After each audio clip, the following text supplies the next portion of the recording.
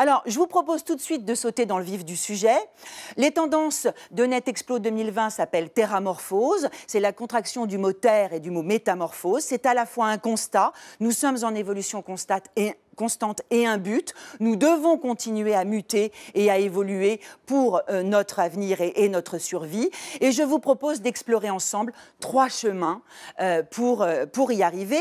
Et ce premier chemin, que nous avons appelé Scientific Salvation, compte finalement sur le levier scientifique pour trouver les solutions de notre durabilité.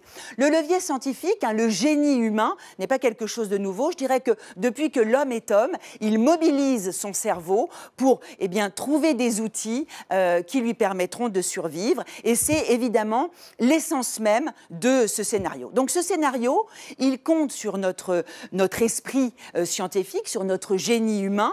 Il compte évidemment sur des efforts de recherche intenses. Il compte aussi sur notre capacité à développer ces efforts de recherche, puisque bien entendu, tout ce qui reste au fond des tiroirs ne produit pas de solutions d'avenir. Donc on est vraiment là dans le couple recherche et développement que dans vos entreprises, vous connaissez évidemment parfaitement.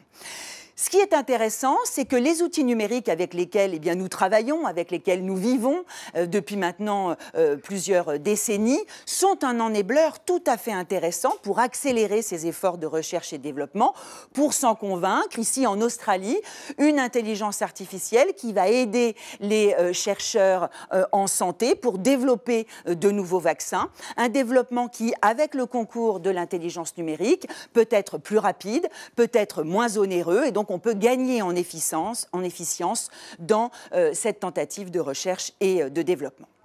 Le scénario Scientific Salvation propose 3 voies d'exploration qui ne sont absolument pas exclusives les unes des autres, mais que je vous propose de traverser ensemble.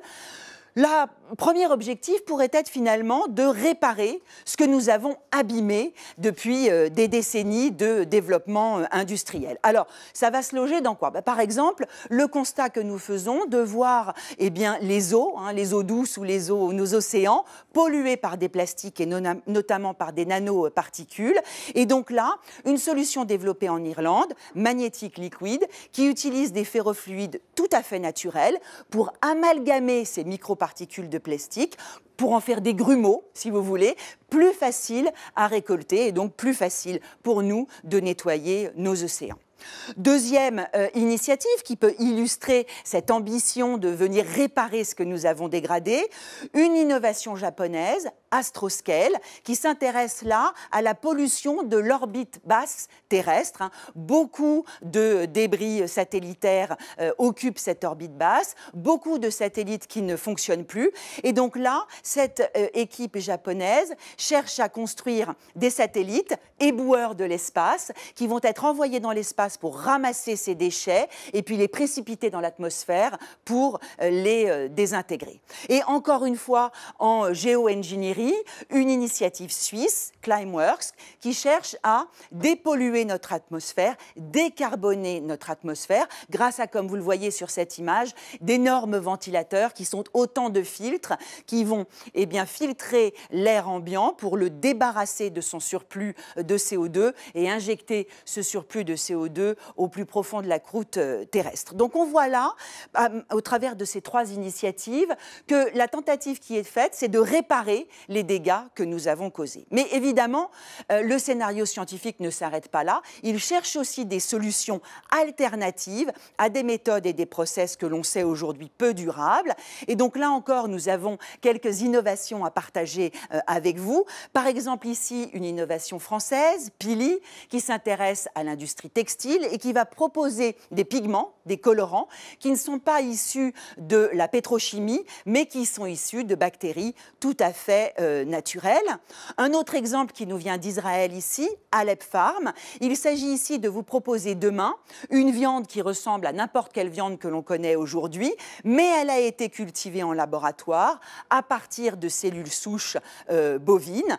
Et peut-être que demain, ce sera le moyen de nourrir les générations générations futures ou de nourrir peut-être toutes les équipes d'astronautes qui iront coloniser, pourquoi pas, la Lune ou Mars. Et puis enfin, sur le sujet du stockage des données massives que nous produisons chaque jour, ici aux États-Unis, Catalogue DNA, une initiative qui cherche à développer des brins d'ADN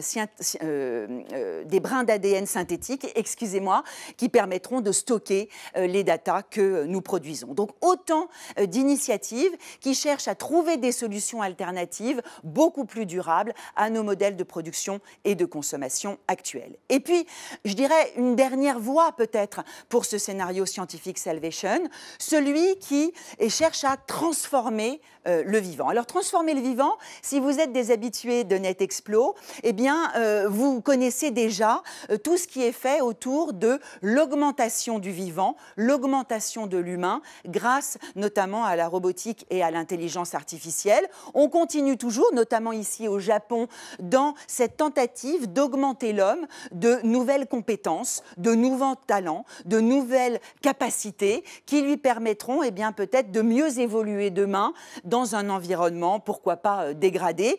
Ici, il s'agit d'améliorer son équilibre, son déplacement grâce à une queue bionique que vous portez en ceinture, comme vous le voyez sur cette image.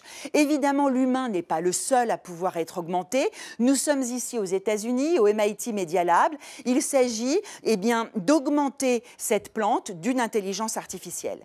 Cette intelligence artificielle va permettre à la plante de savoir quelle est la source lumineuse qui va lui être la plus favorable, et elle va permettre également à cette plante de prendre la décision de se déplacer vers cette source lumineuse. Donc là encore, on voit qu'on augmente le vivant de capacités tout à fait nouvelles pour peut-être mieux résister à un environnement demain plus difficile, en tout cas terriblement modifié par rapport à celui que la nature a doucement engrammé dans son évolution tout à fait lente. Et puis évidemment, dans ce scénario de transformation du vivant, on ne serait pas tout à fait complet si nous n'abordions pas les sujets de biotechnologie. Ici, avec un projet qui, vous le voyez, a réuni autour de la table les États-Unis, l'Espagne et la Chine.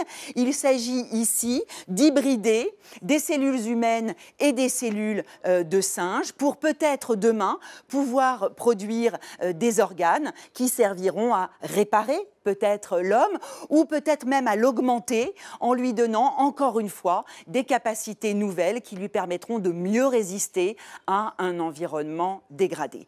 Donc on le voit, Scientific Salvation, c'est vraiment miser sur nos capacités de recherche et de développement pour trouver les solutions de notre durabilité. Et évidemment, il faut s'interroger, prendre le temps de réfléchir à cette proposition qui nous est faite par le monde de l'innovation technologique et digitale. Vous-même, trouvez-vous ce scénario crédible? Le trouvez-vous satisfaisant pour vous en tant que citoyen humain, pour vous en tant que collaborateur de votre entreprise, en fonction de sa culture, de ses valeurs, en fonction de son marché et de son cœur de métier? J'ai envie de partager avec vous tout de même quelques interrogations, quelques enjeux, quelques questions autour de ce scénario. L'intérêt de ce premier scénario scientifique, c'est que finalement, il innove pour ne pas bousculer notre modèle de société et notre modèle industriel. On ne vous demande pas de ne plus utiliser de voiture, on vous demande d'utiliser une voiture aujourd'hui à propulsion électrique, demain à propulsion hydrogène peut-être. Donc on cherche non pas à modifier drastiquement notre modèle de société, mais plutôt à l'améliorer, le faire muter pour qu'il devienne plus durable. C'est évidemment tout à fait intéressant. Mais la question qui se pose, c'est évidemment l'urgence du défi environnemental et du défi de la durabilité. Avons-nous le temps de la recherche?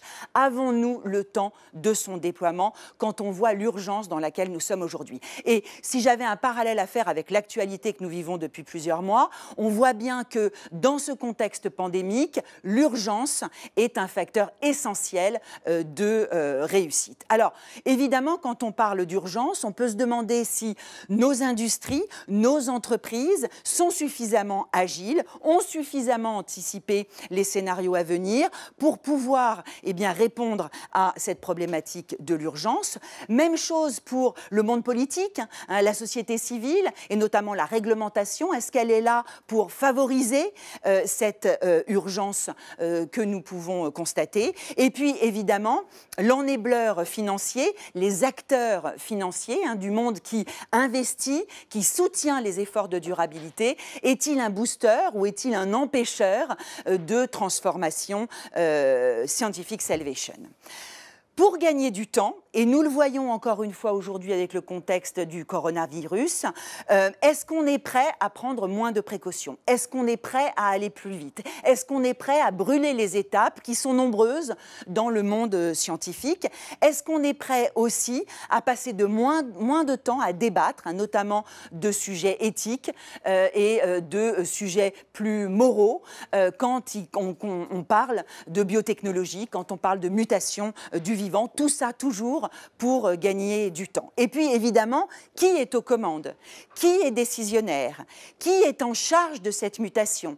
Qui est en charge aujourd'hui de penser à ces scénarios de demain, y compris de penser à des scénarios qui sont peu enthousiasmants, qui ne nous font pas plaisir et qui nous gênent beaucoup? Parce que évidemment, le scénario de recherche et développement est boosté par la capacité que l'on a à véritablement anticiper nos besoins de demain. Et puis, je dirais qu'au-delà de l'enjeu d'urgence, de l'enjeu de rapidité que je viens d'évoquer avec vous, il y a un second enjeu qui est tout à fait majeur, qui est celui de l'inclusion. Le sujet environnemental, le sujet de la durabilité est un sujet systémique. Si toute la planète ne répond pas à cet enjeu, ça ne sert à rien. Il faut donc inclure toutes les populations, inclure tous les territoires dans cet effort de recherche et de développement. Or, on sait que les efforts de R&D sont des efforts longs, coûteux, risqués, et que souvent les services et les produits qui sont développés sont d'abord adressés à un marché qui est de revenus élevés, d'infrastructures extrêmement développées, et donc sur des territoires qui sont eux-mêmes des territoires de pays développés. On ne peut pas se permettre de ne pas être inclusif dans ce scénario R&D, et ça pose vraiment la question d'un développement de la science à deux vitesses. Voilà ce que je voulais partager avec vous. Êtes-vous confiant dans ce scénario? Êtes-vous à l'aise avec ce scénario? Est-ce que vous pensez que dans votre entreprise, sa culture, son marché, ce scénario est d'ores et déjà tout à fait vivant? Est-ce que vous pouvez vous appuyer sur des choses qui existent déjà dans vos métiers, dans votre culture, dans votre entreprise pour donner un coup de boost supplémentaire à ce scénario de Scientific Salvation? C'est peut-être toutes les questions que j'aimerais que vous vous posiez après cette courte intervention. On se retrouve, si vous voulez bien, dans quelques bouquet de 2 minutes, parce que finalement, ce que je vous ai proposé là, c'est un scénario très descendant, un scénario de l'offre qui s'installe d'abord dans les laboratoires de recherche avant de venir se proposer sur les marchés auprès des usagers, des clients et des collaborateurs. Est-ce suffisant pour un monde plus durable demain? Rendez-vous à midi pour continuer cet exercice de réflexion ensemble. Merci beaucoup, à tout à l'heure. Merci beaucoup Sandrine, merci infiniment de nous pousser toujours à toujours plus questionner notre monde et nous avoir étayé un peu toutes les voies possibles pour essayer de développer une société encore plus durable. Merci infiniment. Voilà, alors tout de suite, on va rentrer dans le vif du sujet. On va vous présenter le premier lauréat de ce Forum Innovation 2020. Il s'appelle Climeworks et ils nous viennent de Suisse. Et vous allez voir, ils ont trouvé une solution justement pour absorber complètement le CO2 dans l'air.